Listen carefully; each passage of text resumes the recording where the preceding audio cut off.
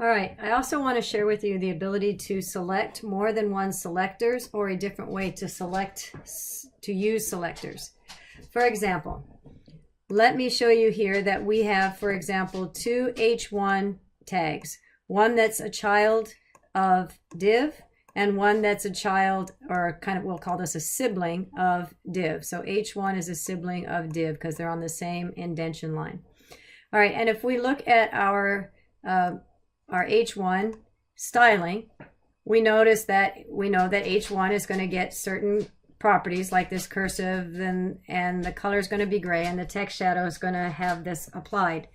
So let's say that I don't like the fact that Romantic is coming out with that font, special Google font that we used in another video. That I'd really prefer to have, I like the fact that the H1 still have that gray and that it has the shadow, but I really want to change the font family just for Romantic. Well, we've seen in the past where you can use IDs or classes to make that happen, but here's another way that you can go about the same thing. What I'm going to do is I'm going to, I notice that H1, as we just talked about, is a child of div.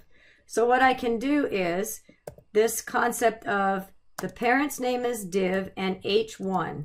So in other words, this is a little bit more specific, and it's saying if there is an H1 that's inside of a div, so a child of div, then let's do something different. Let's do a font family of Arial. So it's still an H1, and it's still receiving whatever we've applied H1 formatting to have, but we're going to give it a different font family if it exists within this particular div. And we're doing this with this div space H1. So once I save it, let's verify that that works. And we can see, in fact, that it has. So it receiving the new Arial font, but it's still an H1 tag, and so it's still getting all the H1 properties that were applied before, except for the conflict, and this conflict is the family. This one's a little bit more specific, and so as is the case with other styling we've seen in the past, whatever's more specific is what's going to get, the conflict is going to resolve too. So let me demonstrate that, and here's another way to look at what else can you do. If I do, let's say, div and footer, now what I've done is I've applied to this particular formatting is going to apply to all the divs, comma, all the footers, comma, and anything else I decided. So I can select more than one selector, more than one tag, more than one element at one time. So this would be synonymous with saying both of these have the same property that I want to assign, so I can do it this way, and I could assign the same property. Like in this case, I'm going to italicize anything that's in a div, and anything that's in a footer, I'm going to italicize. So I could do it this way, which is kind of repetitive, and let's verify that it works. Oh, I didn't save it here, so let's save everything and now refresh it.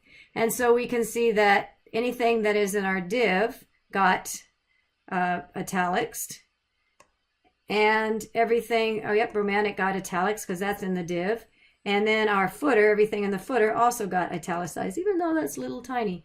So the other way to do this, instead of doing this twice, is all I have to do is put a comma this time, and this is inclusive. So both of those then should receive, let's do something different just so we can see it. Let's do font, let's just change everything so we can see it actually making a change. Color. Let's change the font color to something really ugly, and we'll do it to red so we can see that it's in fact working.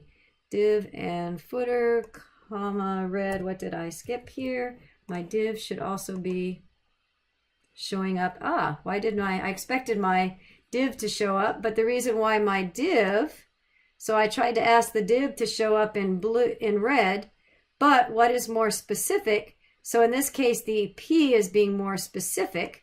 And so the blue, the the paragraph maintains the blue, the H1 maintained the color, and then the footer then changed to red.